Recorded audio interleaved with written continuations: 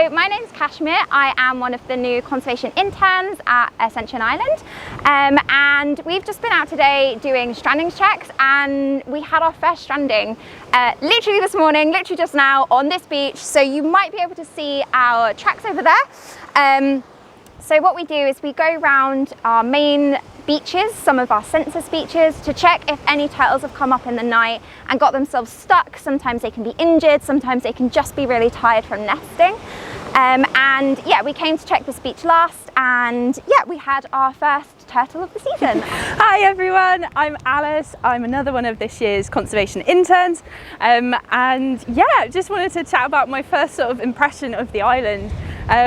Oh my goodness, wow, it's been incredible. What a place. It's the different landscapes is such a contrast that I'm very much still getting used to.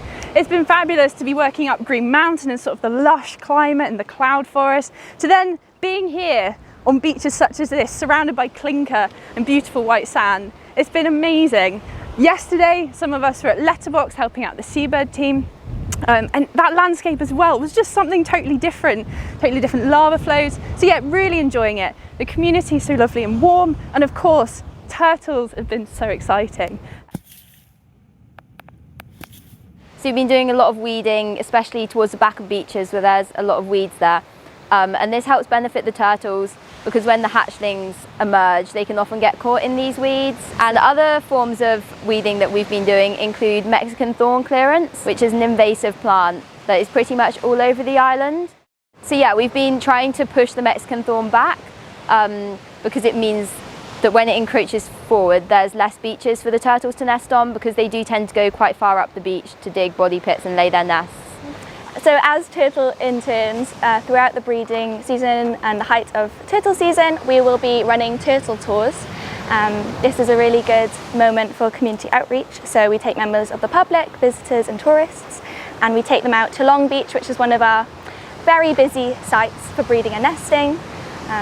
We take them out at night using red lights, and we get to explain the life cycle, the breeding, mating stage, the journey that the turtles take to make it all the way to Long Beach, and hopefully get them to experience being up close and personal with the turtle, with the laying, and on a moonlit beach. So yeah. So I've done a lot of stuff currently that I've not really done a lot of day work in general, so that's been kind of fun. But what I'm most looking forward to is probably doing some night work stuff and putting the tiny talks in the ground, which are these little temperature loggers, and really seeing the data from that.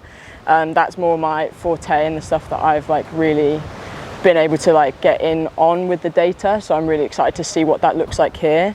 But just in general, just seeing it, all this turtle activity on such a large scale, just the amount of tracks, the amount of nests, the amount of even strandings, and just interacting with turtles in such a different way. It's just really fun.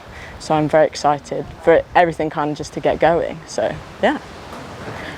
So because this is a census year, we're monitoring 25 beaches on the island. And so every day we'll walk the beach, look for any tracks that we find. We'll follow the down track back up and see if we can find a nest. If there is a nest, we'll record the GPS location, and then we'll also count every single turtle emergence, so we know how many turtles have been on the beach that night, how many of those have nested, and that gives us a really good idea of not only the number of nests we're getting, but also the nesting success rate.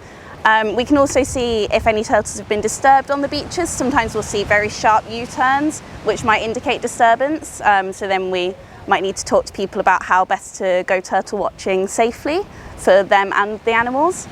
And then we also rake the tracks every day, which is a lot of manpower, so that we know which tracks were fresh each day. So we want to be able to know on the day which tracks are fresh from a new turtle.